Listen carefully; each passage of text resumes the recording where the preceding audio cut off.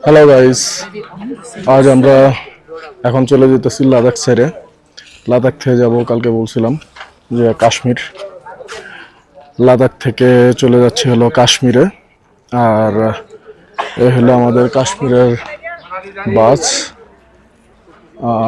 J K transport. এটা হলো সরকারি একটাই, এটা এটা সরকারি বাস। এটার পার পার্সন ভাড়া পড়েছিল আমাদের 980 করে টিকিট।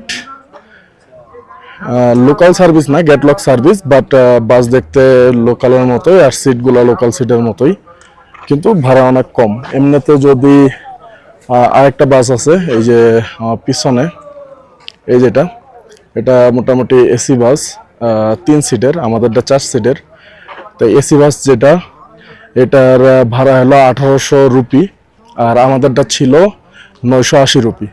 তা আমরা যেহেতু বাজেট ট্রাভেল করতেছি, তা এই জন্যে আমাদের এত হায়ার বাসও দরকার নাই। জার্নি মোটামুটি সেমই।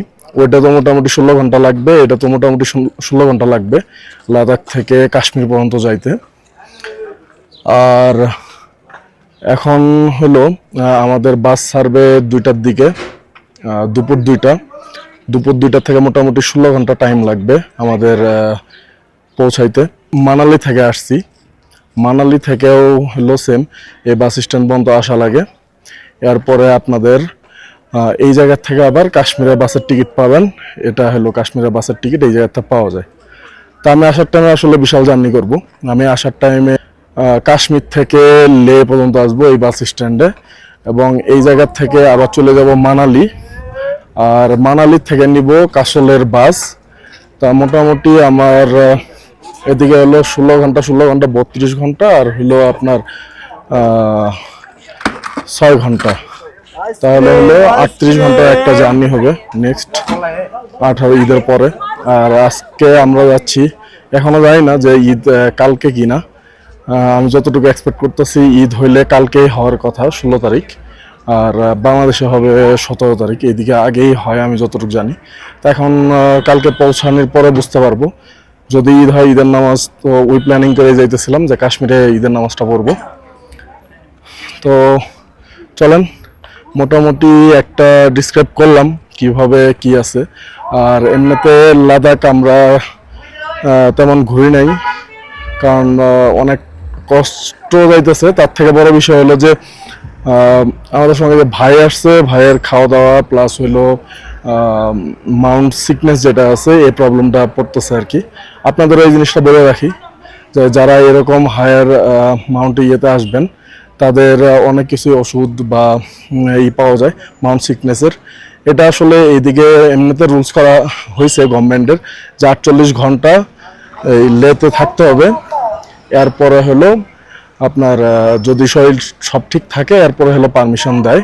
তা এই জন্য আমাদের টাইম একটু বেশি লাগতেছিল, আমরা ওই দিক যাই নাই। আর আমি ইন্ডিয়াতে অনেক দিনই থাকবো, তা ওই হিসেবে চিন্তা করছি যে কোনো সমস্যা নাই, আমি আবার এটা ঘুরে নিব।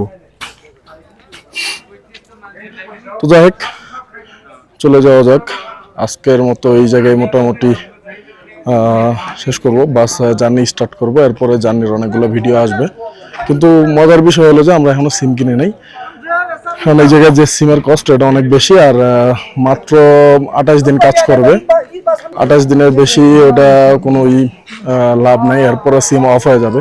তো এই জন্য আর সিম কিনে নেই, যে ওই সিম আর নেই, আমরা নেটওয়ার্ক ছাড়াই এমনিতে ঘুরতেছি। একটু নেটওয়ার্কের বাইরে আর কি মাঝে মাঝে হচ্ছি, ভালোই লাগতেছে। চলেন, আল্লাহ হাফেজ, টাটা। এখন বাস ছাড়া দিবে।